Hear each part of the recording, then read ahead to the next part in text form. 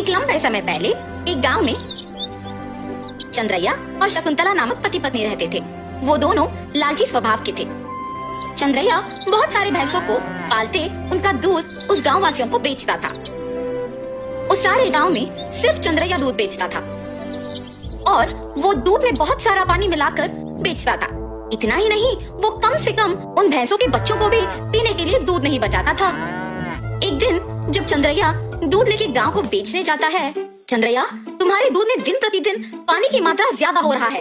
तुम्हारे पास इतने भैंस होने के बावजूद तुम पानी क्यों मिला रहे हो?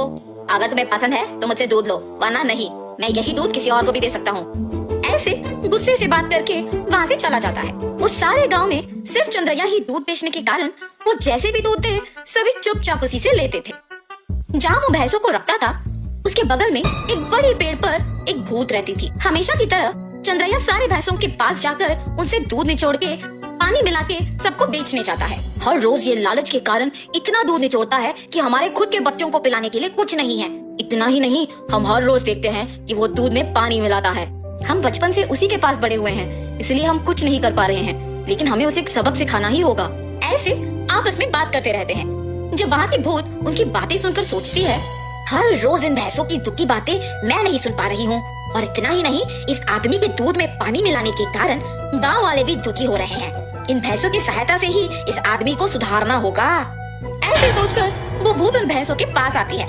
तब मैंने तुम सब की बातें सुनी है। अगर तुम लोग मेरी बात सुनोगे तो तुम्हारे मालिक को सुधार सकते हैं। कौन हो तुम? तुम हमारी बातें सुन सकती हो? मैं एक भूत हूँ, इसी पेड़ पे रहती हूँ। मैं हर रोज तुम्हारी बातें सुनते रहती हूँ। हम तुम्हारी बात सुनेंगे, मगर वादा करो कि तुम हमारे मालिक को कुछ नहीं करोगी, सिर्फ उन्हें एक सबक सिखाओ बस। ठीक है, तुम्हारे मर्जी के अनुसार उन्हें कुछ नहीं करूंगी। ऐसे कह के हमेशा की तरह चंद्रैया उनसे दूध निचोड़ने जाता है। जब वो निचोड़ने लगता है तब वो भैंस उसे जोर से लात मारती है। बाप रे शकुंतला, मेरा पीठ टूट गया। ऐसे जोर से चिल्लाने पर शकुंतला अपने पति के पास आती है। अरे रे, क्या हुआ? आप गिर कैसे गए? उस भैंस को आज कुछ हुआ है। जब मैं दूध निचोड़ने गया तो उसने मुझे जोर से लात मारा। आप रुकिए, मैं भी जरा देखूं कि ये भैंस दूध कैसे नहीं देगी। ऐसे कह के शकुंतला उस भैंस से दूध निचोड़ने की कोशिश करती है और उस भैंस ने शकुंतला को भी उसके पति की तरह जोर से लात मारती है। तुरंत उनके बच्चे ही सारे दूध पी जाना देख पति पत्नी कुछ नहीं कर पाते हैं सिवाय उनको देखना। अरे रे, सारा दूध सिर्फ ये बच्चे पी रहे हैं, कुछ तो कीजिए। आज के लिए हम कुछ नहीं कर सकते हैं, शाम को वापस आएंगे दूध निचोड़ने। ये फैसला करके वहाँ से चले जाते हैं। शाम को जब दोनों वापस दूध निचोड़ने जाते हैं तो सुबह की ही तरह वो भैंस उन दोनों को लात मारती है। ये देख पति पत्नी दोनों डर के मारे घर चले जाते हैं। ऐसे कुछ दिनों तक भैंस उन्हें दूध निचोड़ने नहीं देती है और सारा दूध सिर्फ अपने बच्चों को पिलाती है। सुनिए, कम से कम हमारे उपयोग के लिए तो दूध निचोड़ के आइए ना। बाप रे, हम अगर इस गांव में भी दूध नहीं दे पा रहे हैं तो भी ठीक है, मैं तो उस भैंसों के पास नहीं जाऊंगा। वहाँ के भैंसों में से एक को कुछ तो हुआ है, इसीलिए हमें दूध निचोड़ने नहीं दे रही है और सिर्फ उसके बच्चों को दूध पिला रही है। उतना चाहिए तो तुम खुद निचोड़ने जाओ। बाप रे, मैं अकेले? नहीं, हम दोनों मिलके दूध निचोड़ने की कोशिश करते हैं। चलिए ठीक है, कल सुबह जाएंगे। ठीक है जी। भैंसों के पास जाते हैं। शकुंतला, पहले तुम जाओ।